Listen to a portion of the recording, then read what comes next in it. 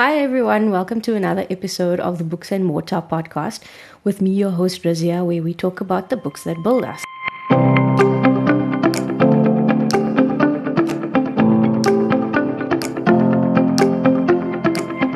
Finale of the Shades of Magic trilogy. So, when we left a gathering of shadows, Cal had refused Oseron to take over his body, right? Because, well, obviously. And Lila is looking for Cal, and she's attempting to travel to White London by herself, but she's not Antari, so how on earth is she going to do that? So let me read the synopsis of A Conjuring of Light. The precarious equilibrium among the four Londons has reached its breaking point.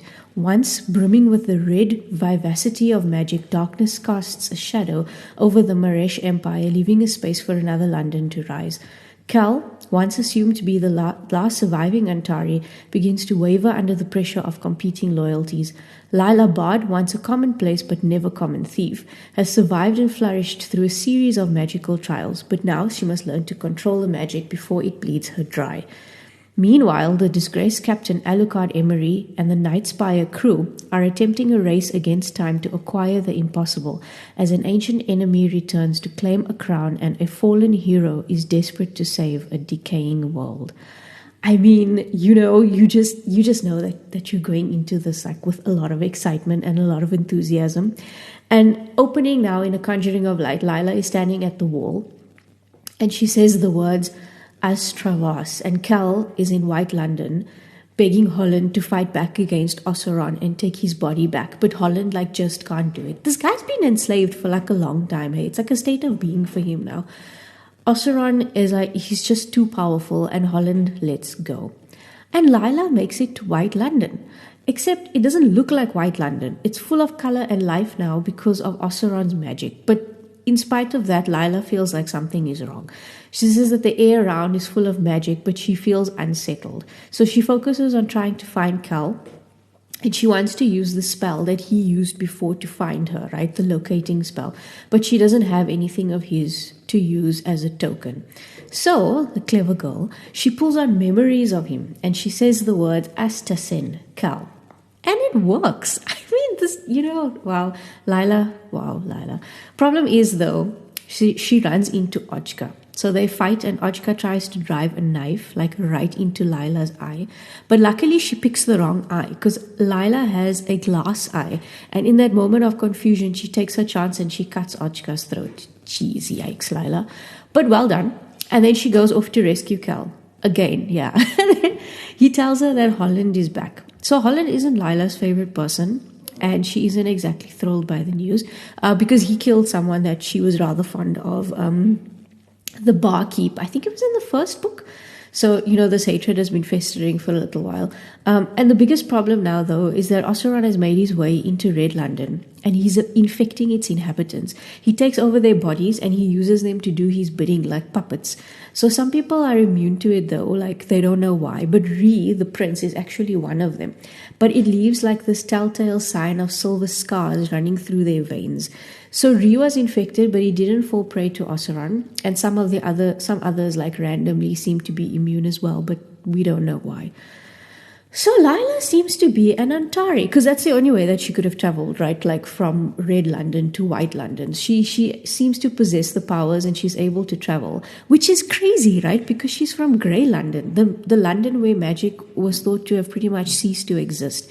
And now she gets officially introduced to King Maxim Maresh. "Who are you?" demanded the king. Lila frowned, started to answer. Cal cut her off. "This is Miss Delilah Bard, a friend to the throne," said Tyrion. "I've already saved your city," added Lila. "Twice." That's how Lila, right? So they've discovered that Antari blood actually prevents people from being infected by Oseron's magic. So Cal and Lila try to mark everyone with some of their blood, but there's obviously so many people to mark, and once the blood comes off, it's no longer effective. So Holland is captive in the Red Palace, and he is to be executed. So King Maresh tells Cal that he has to execute Holland. I don't know if that's a nice thing or not, because Cal has kind of developed feelings of kinship towards the other Antari, because he believes still that there's only two of them. So Cal and Holland hatch a plan to use Holland's execution to try to trap and kill Oseron, but it doesn't work. So they need like a proper plan now to get rid of this piece of evil magic that has now created its own palace in the city, a shadow palace right across the actual palace. The audacity. So Tyrion tells them about something called the Inheritor. So this is a device that is able to store and then pass magic on from one person to another, meaning that anyone could then have magic. So initially it was developed so that another person in the same bloodline would be able to claim the magic, thus the Inheritor. But it was corrupted and now anyone can actually access the magic. So as it was, only some people are born with magic, and there's no rhyme or reason to it. Like, for example, both King and Queen Maresh have magic, but Rhee doesn't. So it's not genetic, it's just random.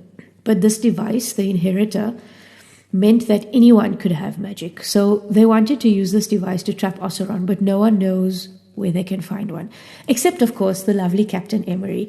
Alucard tells them that he'd come across such a device in his days of privateering, but he traded it to a person named Maris Patrol, who runs the Ferrous Strass, which so kindly translated for us by Cal, means the going waters. So it's a floating black market, and the lovely Maris wears this Inheritor around her neck. So obviously they have to now go and get it back. In the meantime, though, they decide that putting the entire city to sleep is going to be the best way to cut Oseron off from using people as puppets, which is like a great idea, really. But it's a very, very big piece of magic to prepare and implement. So while they're working on that, Alucard, Lila, and to everyone's surprise, Cal, board a ship to the Ferrous Strass to find the Inheritor. So Cal and Alucard despise each other, right? I don't know if I mentioned this before, but like Alucard broke Rhee's heart when he left the city, and Cal has hated him ever since, because it's this thing that Alucard like kind of snuck away, and he didn't tell anyone that he was leaving, and he didn't say bye. So Cal hates him, like he loathes him. So he doesn't know what actually happened, and I'm not going to tell you either. You can read the book to find out. But like just to make it more exciting and to put everyone on edge, Cal brings Holland along as well.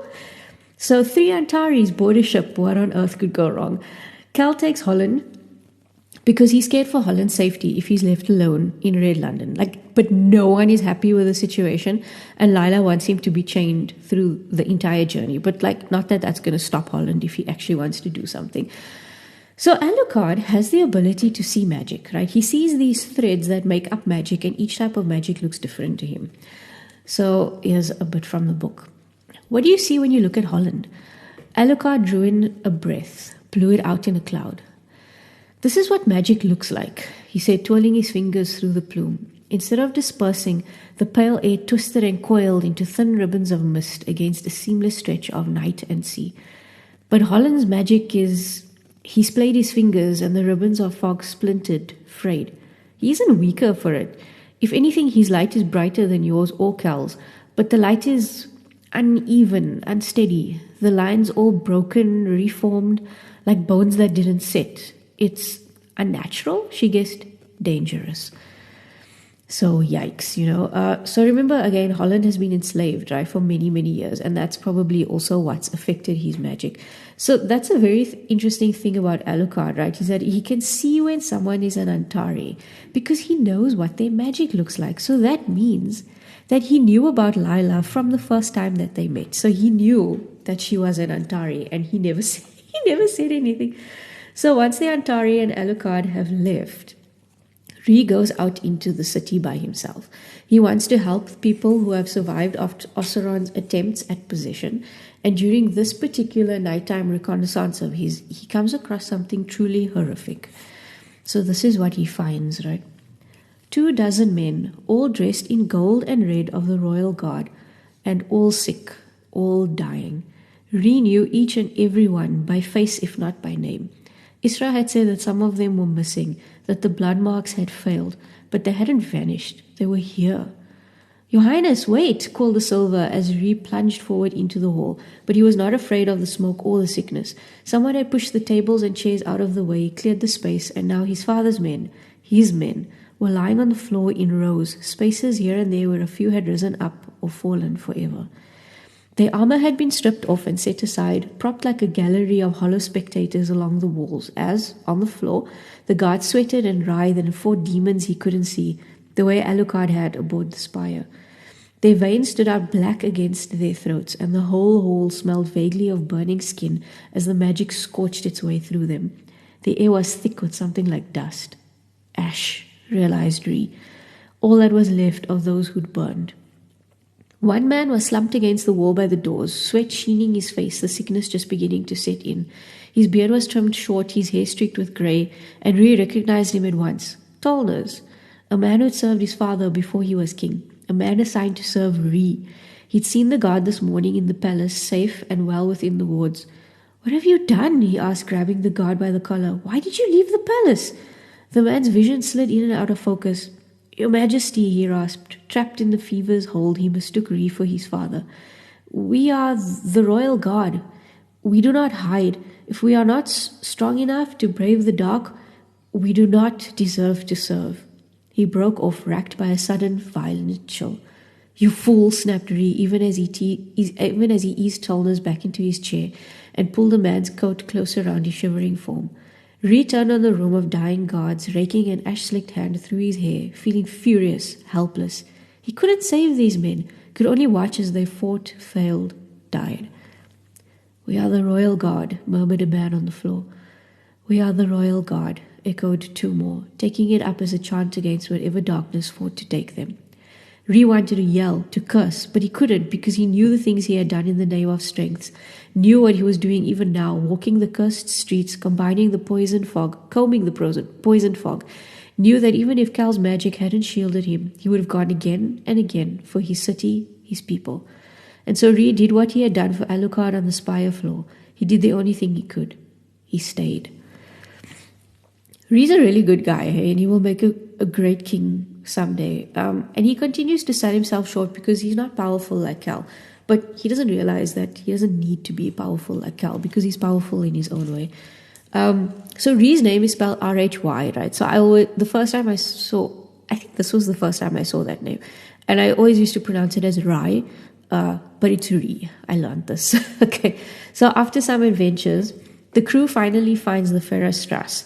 So they have to give Maris a gift, right, before you're allowed to enter the market. So Lila gives her a pocket watch that meant a lot to her. Cal gives her a coin from Grey London, and Alucard gives her a vial of something called Dreamsquick.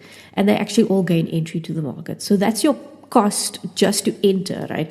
So they're allowed to wander around the market, but of course they're here for the inheritor, right? So Cal and Alucard both find something that they want to take. So Alucard finds a mirror, which makes Cal scoff. But there's obviously like something special about this mirror, right? Like it's not just something for Alucard to use to admire himself in. Then Alucard finds something interesting, right? It's a ring that seems knotted with Antari magic, because remember he can see the threads, right? So he picks it up for Cal, and Maris confirms that it's something called Antari binding rings.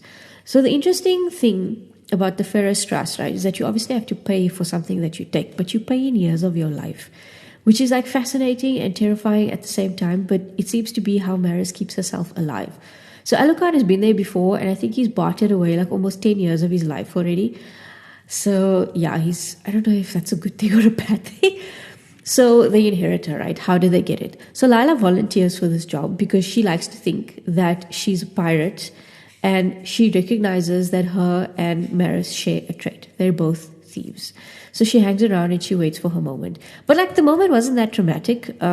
She gets the inheritor in exchange for her shattered eye, which surprises Lila. And then Maris gives her something else, and she asks for a favor in return at some point in the future. So Lila agrees, like thinking while she's agreeing that, yeah, this is probably not a good idea, but she does it anyway. And Maris gives Lila a fake eye to replace her shattered one. An eye that is solid black. And now she finally looks like an Antari.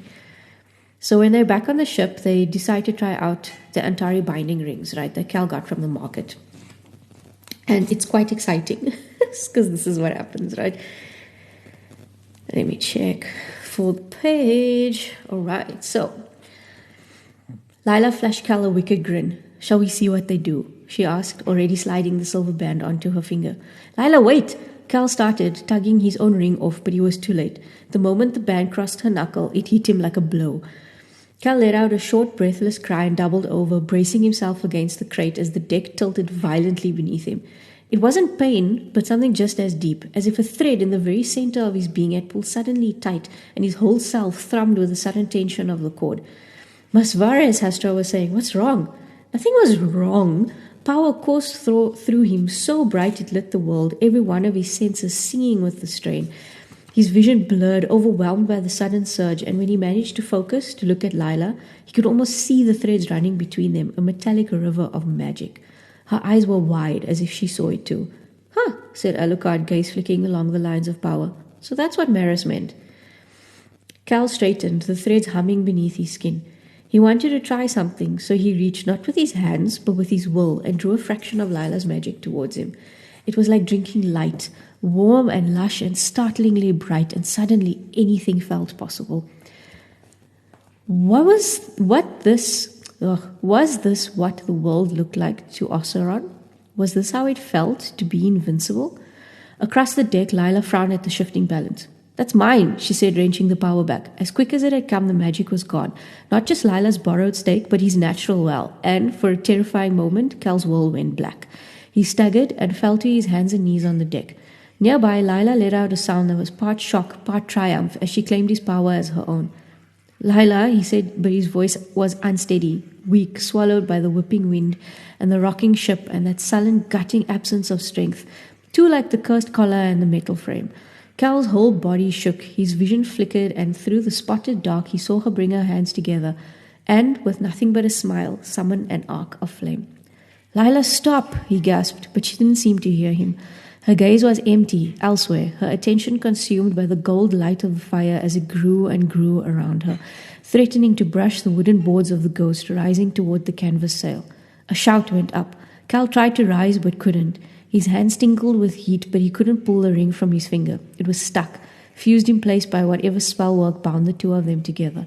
And then, as sudden as the gain of Lila's magic, the loss of his, a new wave of magic surged through his veins. It wasn't coming from Lila, who stood at the burning center of her own world.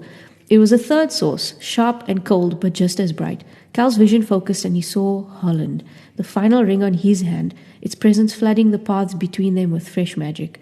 Cal's own power came back like air into starved lungs as the other Antari peeled away thread after thread of Lila's magic, the fire in her hands shrinking as the power was drawn away. Divided between them, the air around Holland's hands dancing with tendrils of stolen flame. So I think that was a shock for everybody, right? So the ring allows the Antari to share their power between each other. But you can see that they're also able to pull magic from each other, leaving the other with less magic. And, where it says there that Lila didn't hear Cal because it wasn't coming from Lila, who still stood at the burning center of her own world. And you kind of wonder, Lila is very fascinated, obviously, like by the magic and everything that she now has. And I think that from somebody who has fought to survive her entire life, this is obviously like something pretty amazing to her. And you wonder, does that or Cal mean more to her? But anyway, so the Antari decided this is how they're going to defeat Oseron, right? And now they're starting to work together, the three of them, and they start to practice. So back at the palace, though, there is betrayal.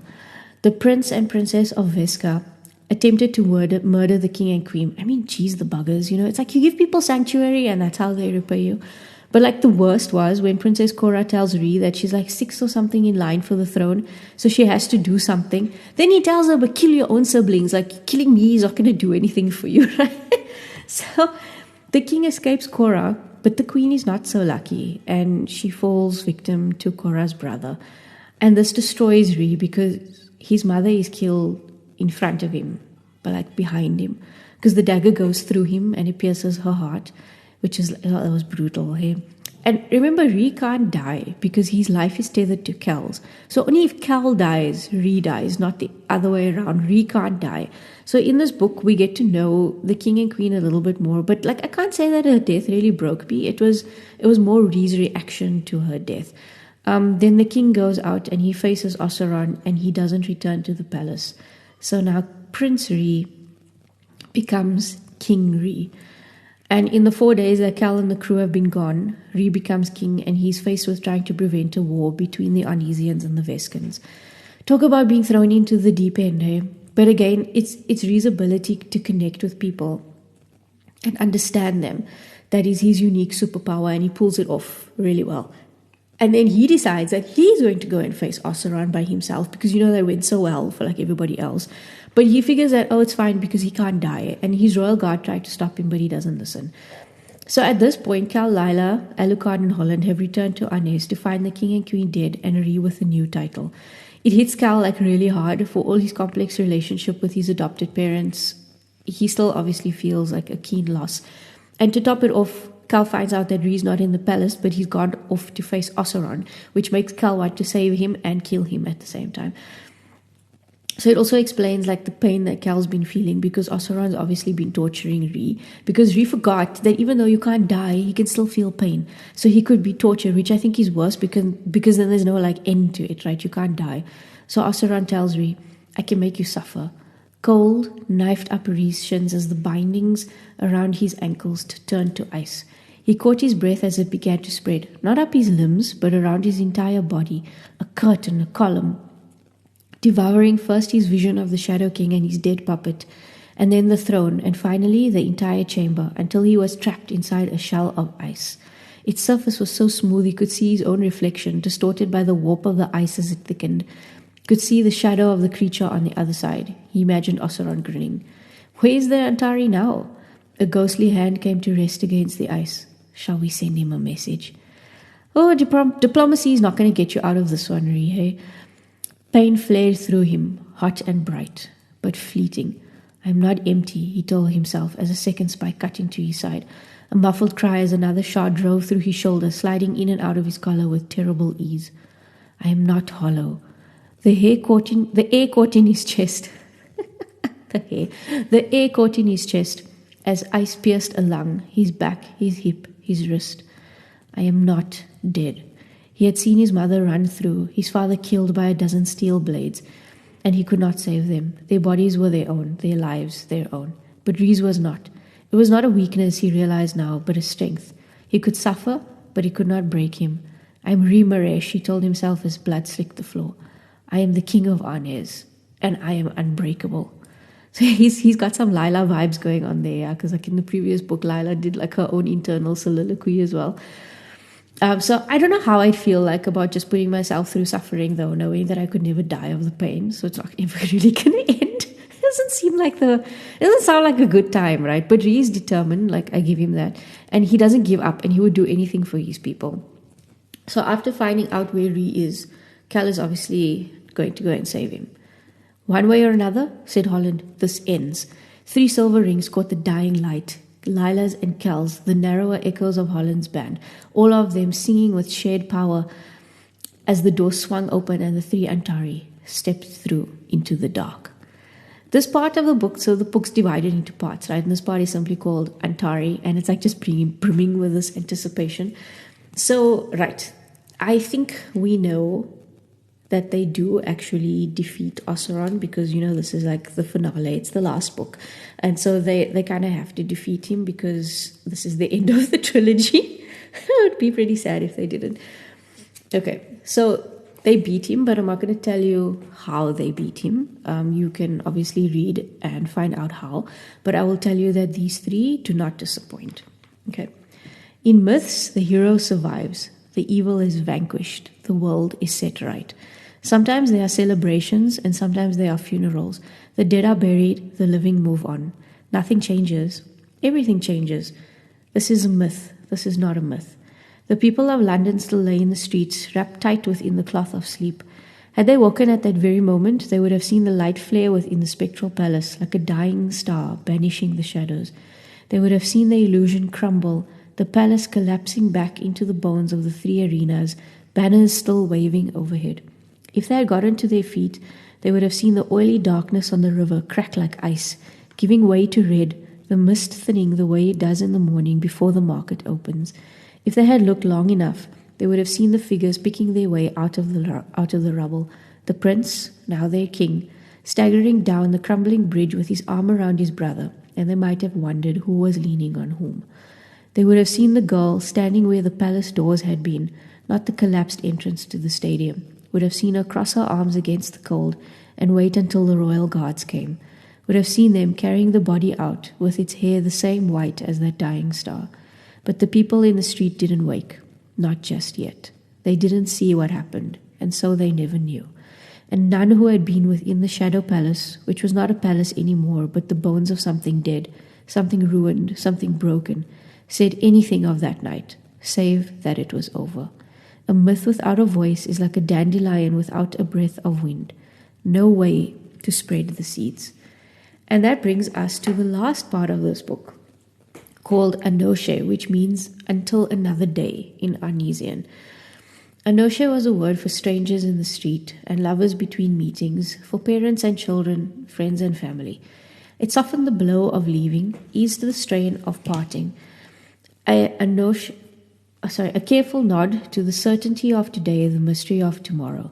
Anoshe brought solace and hope and the strength to let go. How beautiful, right? So you read a lot, but like sometimes you come across something like this and it touches you and it reminds you of why we read, such simple beauty in words. As it says, the last section is full of heartwarming goodbyes, but not forever, just until another day.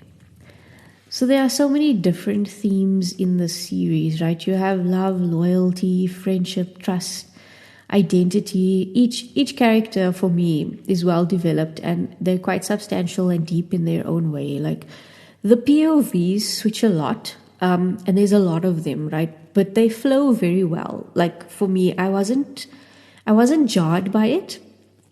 I felt like they flowed quite well. So Cal, Lila, Ree, Alucard, and even Holland are such lovable characters, right? And they all have their own pain and joys to deal with and relish in. And it's like you find yourself rooting for all of them, I love the series, honestly, like enough to have read it a second time. This is the second time I read it. And I might even do it a third time, like in a few years, who knows. It's, again, a lovely introduction to fantasy novels if you've never read fantasy before and you want to start somewhere. So V.E. Schwab has actually continued the series of Magic World with the Fragile Threads of Power, which I've read but haven't reviewed. I may just do a reread and then review it on the podcast because I know you're dying to know. And I imagine that she's probably going to release another one. So why not? So just remember, the story isn't over yet, right? And I'm so thrilled because I love Lila. And she appears in the next book as well. Like, I don't know if I should call it the next book because it's like kind of the start of its own series, but it's got all of the previous characters in it, which I like. I know some people don't, but for me, it really gives the sense of continuation of a story. Plus, like, it's easier for me to then get to know and bond with new characters if I have the old ones there that I already know and love. So, yeah. But have you read the series, Shades of Magic? What did you think? Even though the trilogy may be over, though, I have a lot of amazing books to tell you about, like in the coming weeks. So please stay tuned. And until then, this is me, Razia, your host of the Books and Mortar podcast, where we talk about the books that build us. Bye.